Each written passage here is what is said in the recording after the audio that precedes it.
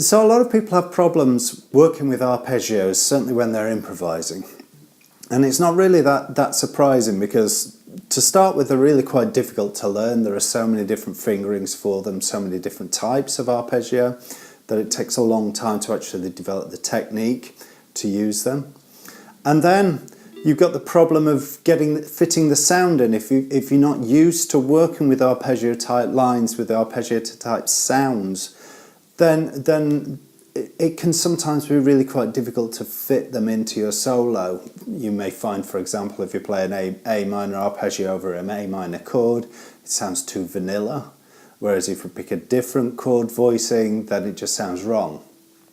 And then consequently, because of all of this, what tends to happen when you're improvising is that you improvise a line for a little while, then you try and drop your arpeggio in, and then you start improvising, and that's exactly how it sounds. Nothing seems connected.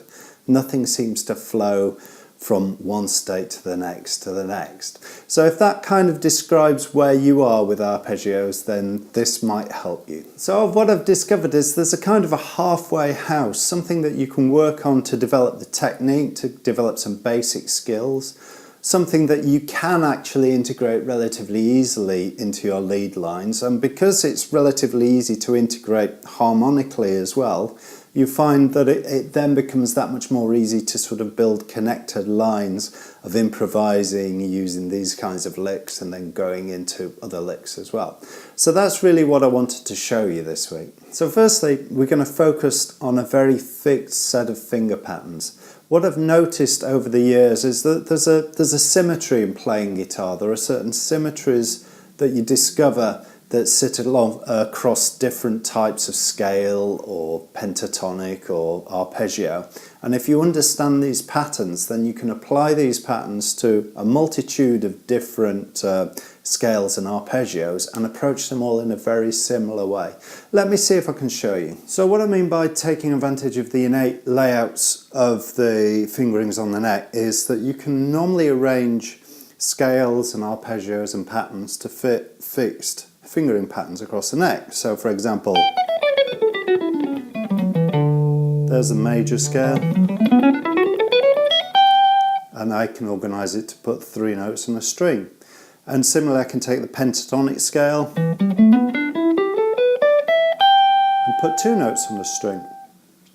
But you can follow the same principles with arpeggios as well. So for example, there's a minor 7th arpeggio, and what I'm doing there is I'm playing 2 notes, then 1, 2 notes, 1, 2. And this concept of alternating between 2 notes and 1 note is common to all 7th arpeggios. There's often some part of a 7th arpeggio that can be arranged in this kind of 2-1-2-1 pattern. Hopefully you can see that. So that idea of alternating between 2 notes, 1 note, 2 notes, 1 note is the concept that we're going to focus on specifically in this video, because you will find as you explore this, and I've covered this in other videos as well, that you can take that concept and use it across major, minor, dominant, diminished arpeggios. They all fit this kind of pattern to some degree, and so you can play all of these 7th arpeggios using these kinds of finger structures. So harmonically and melodically, we're actually going to cheat. We're not going to be thinking about arpeggios at all when we're working in this halfway house stage. Instead, what I want you to be doing is thinking about pentatonic lines, thinking about pentatonic shapes. And what we're going to do is we're going to adapt pentatonic shapes and use them in a kind of an arpeggiated way. And there's a good reason for that. And the reason is, most probably you already know how to play the pentatonic shapes, and you already crucially know how they fit in the music that you improvise to. So you can take that learning, you can take the experience that you've already got and apply them to the ideas that I'm just going to show you now. And that means the music that you make will fit in all of the situations that same pentatonic scale would fit. So that's how we're going to make these lines fit harmonically. So let's start building some lines. Okay, so we're just going to start with this minor 7th pentatonic up on the 12th fret. Should be the shape you know already. But instead of just playing it across like that, what I'm going to do is I'm going to use that fingering pattern that I talked about before with the minor 7ths, where I'm playing 2 notes, 1 and 2 notes, and I'm just going to take in little 5-note fragments like that. And just see if I can get used to that shape. And hopefully you can see how similar that is to the A minor 7th pentatonic or the major 7th pentatonic, or there's another fingering for a minor 7th pentatonic. But they all follow that same pattern of 2 notes, 1, 2 notes. But anyway, we'll start with the minor 7th pentatonic. And the next thing to do is to really just start to work it across the strings. And just take it in groups of 4. I like to work with groups of 4 to start with.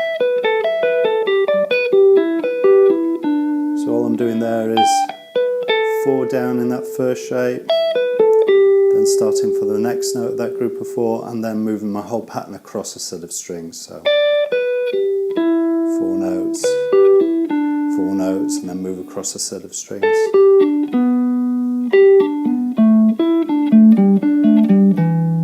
And really, it's just getting used to moving the pattern around and getting used to picking in this 2 notes, 1 note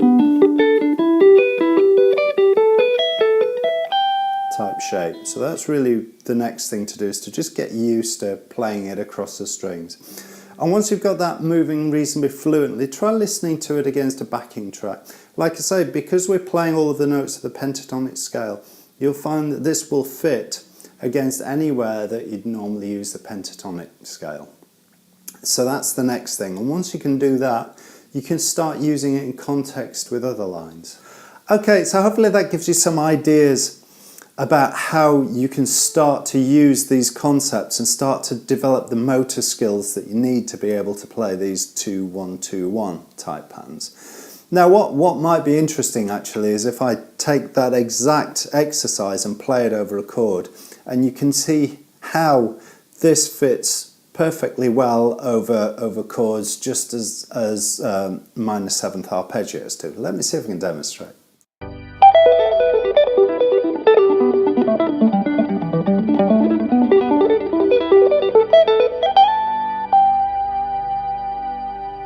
So that's it. The next stage really is to start working on these, start building some of your own lines, start using them in your own improvisations. And as you become more confident with using these kinds of patterns, you'll find you'll be able to go back to the original 7th arpeggios, and you'll start to be able to introduce those into your improvisations as well. And the gap between moving from here to using full arpeggios is that much smaller than if you try and do it from nothing to being able to use those full arpeggios. So anyway, I hope that was useful for you, and we'll chat next time. Goodbye.